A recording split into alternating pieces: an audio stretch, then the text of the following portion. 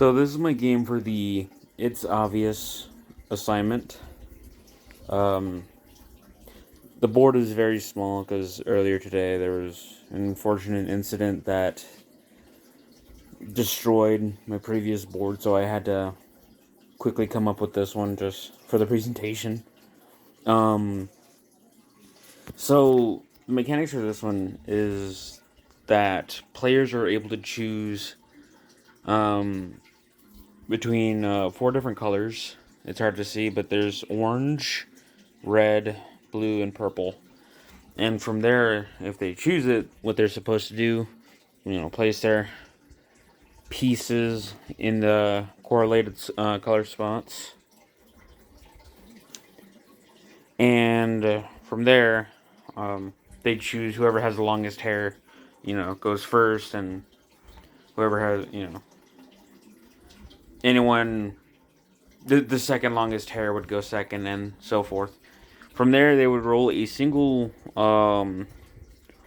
six-sided die, and they would determine, how many spaces they move. I can't really demonstrate that right now because of how small the board is, but so let's say they get a 1 with they play as red, they get a 1. They move out, and in this small strip, they'll have these numbers that'll determine their movement. So let's say they land on this one, +2, they can move +2 spaces. It gets -1, they have to move back a space. And each player would have these different lines, all with, multiple different squares.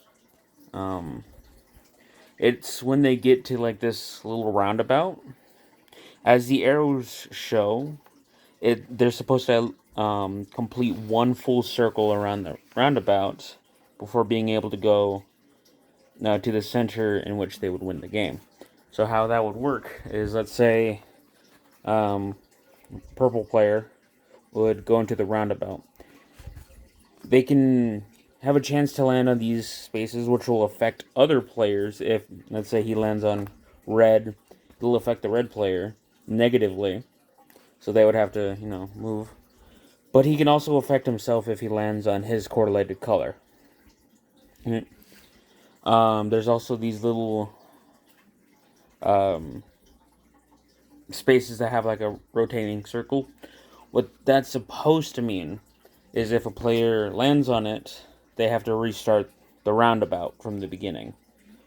The whole objective is for the player to, successfully, do a full circle and then win.